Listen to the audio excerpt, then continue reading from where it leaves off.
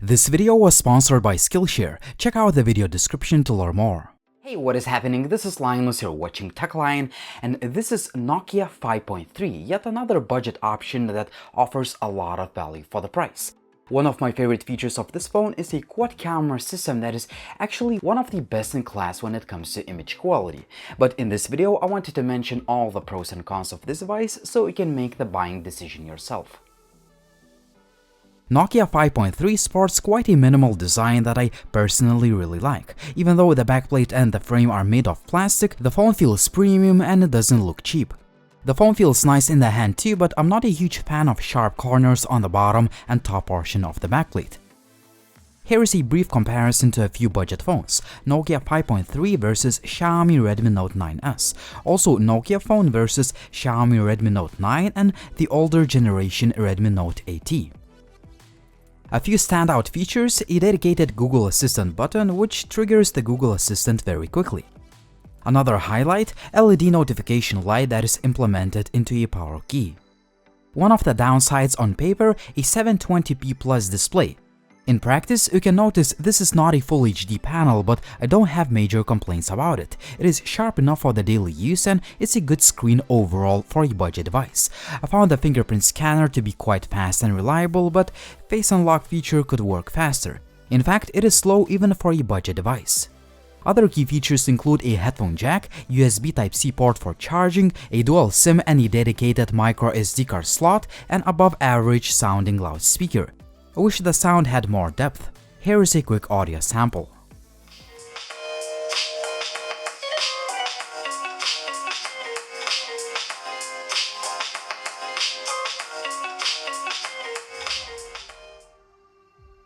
We've seen quite a few budget phones with great performing Snapdragon 665 chipset, and Nokia 5.3 is no exception.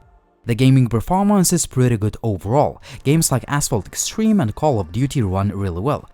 That is thanks to no small part of 720p plus display, meaning that the processor and the GPU don't need to push many pixels. However, PUBG runs only on medium graphics and you might see some skipped frames but no major lag. Stock Android, two words that describe user interface of the phone. This Nokia device is the part of Android One program, meaning that it will receive Android updates for at least 2 years and security patches for at least 3 years. That means this Android 10 based machine will soon get version 11 of Google's OS. Since it's stock, the UI performance has been great. From browsing through the menus to social media to running multiple apps at the same time, this phone feels fast, which is not always the case in the budget segment. Cameras are one of the highlights of this phone. We have a quad camera system on the back that consists of regular, wide angle, depth, and macro lens. On the front there is an 8-megapixel shooter. Daylight image quality is pretty amazing considering the price of the phone. These are one of the best looking pictures I've ever seen from any phone this cheap. Even though the color reproduction is different between the wide angle and the main lens, dynamic range is quite impressive. Also, all of the daylight shots are sharp and detailed. Portrait images look really nice too. The subject is nicely separated from the background with almost no artifacts. The macro lens is another story. The results will usually disappoint you as it is really hard to nail focus handheld. Selfie pictures look really nice and sharp both in auto and portrait modes. Even in low light, you can take really nice quality pictures if you take selfies with flash. Low light image quality is again quite impressive, but that can be said only about the main lens. Wide angle shooter disappoints, but that's the case with most of the budget phones. The main camera produces really nice shots in auto mode, but a dedicated night mode takes one of the best looking pictures in the budget segment. Really impressive quality. The 4K video quality is good, but the video is shaky due to the lack of image stabilization. Unfortunately, 1080p video is also shaky. For instance, budget Xiaomi phones produce smooth and stable Full HD video. 1080p selfie video looks quite nice overall, but the sound recording quality could be better. The battery life has been pretty good. On average, I could get about 7 or even 8 hours of screen on time. If you use the phone only for video on a low brightness setting, you may even get 14 hours of SOT. The charging speed is, however, disappointing. It takes about 2 hours to fully charge the phone with a supplied 10 watts charger.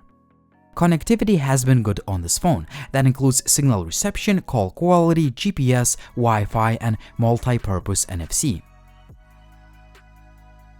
Overall, Nokia 5.3 is a solid budget phone, and I was most impressed with camera performance both in daylight and at night.